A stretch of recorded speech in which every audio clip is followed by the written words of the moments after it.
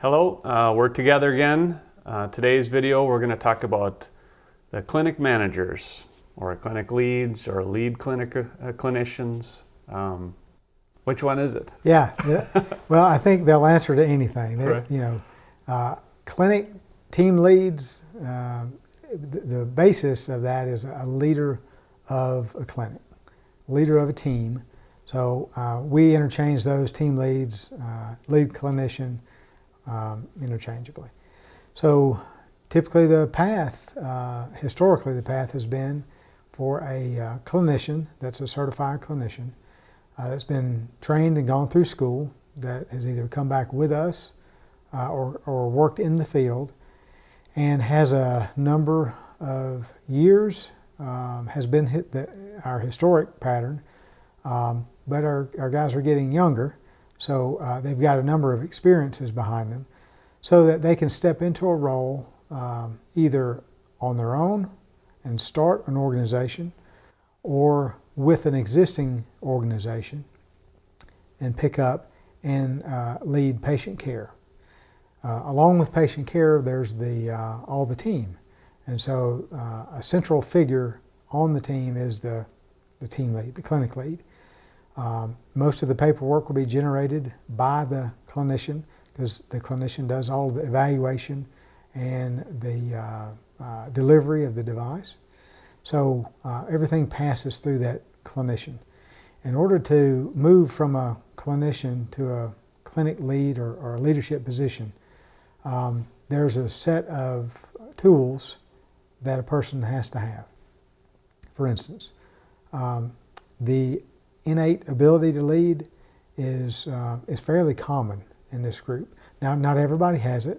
We've got some phenomenal group leaders. We've got some phenomenal one-on-one leaders, and then we have some phenomenal clinicians that lead themselves or are led by other clinic leads. What we found is that the guys with experience at some point in their life in a leadership position, either in the business or outside the business, in sport or in academics or in small groups at church or what have you, tend to have an easier transition from a purely clinical role to a clinical/leadership role. And there is a difference because with leadership comes more responsibility, more accountability, because it requires that you hold yourself accountable and those around you. And some people have an issue with that one thing, and that's holding other people accountable. And it's not holding them arbitrarily accountable, it's holding them accountable to an already proven method and system that we have at Farouk. So that's kind of the basis of what it means to be a clinic lead or a team lead. How do you think those individuals that are in that position are viewed by the people that work with them and to some degree for them if they're in their own branch? It varies, and it will always vary. We've got a team lead in Atlanta with within 2 years the amount of experience that I have, and is arguably a better clinician than I am or ever was. That guy commands leadership. I mean, he commands respect from a clinical standpoint because he has years and years of experience, and he's made all the mistakes that the people now that work with him don't know about unless he tells them. But you can tell that he's made them because he doesn't make them now. And that really is a great sign of leadership, is to be able to not repeat the same thing over and over, especially if it's considered a mistake. Because constantly a leader is teaching. Mm-hmm. He's either leading and teaching by example, or he's leading and teaching by a method, or he's sitting down with people and walking through a step-by-step process of how they then become a leader.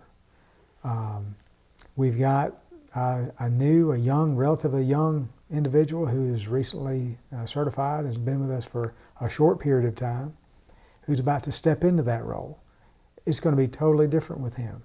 So he doesn't have the 20 plus years of clinical expertise and experience to lean on with himself. He does have that in me and our Atlanta lead and the guy that he's going to work with in Memphis, Chris, the foundational component in that office. Chris has more experience in the technical background and clinical background than almost anybody else in the company because he's done all of it. And he, like all of us, have made errors and mistakes in all aspects. And so when Chris sees something that our young clinician is doing, he may correct him or he may not. Because remember, you're always teaching and you're always learning. So if you make a mistake and it hurts, because mistakes do, they hurt leaders, you tend not to make it again. If someone catches you beforehand and corrects it for you, you learn the lesson, but you didn't learn it the same way. So I'm going to hold out that answer because we don't know. We don't know how it's going to evolve. I do know that it's going to be successful because of the people and the skill sets that they possess and how I know that they're going to work together. But it's yet to be seen of how the leadership evolves and whether it's how it's shared amongst the team.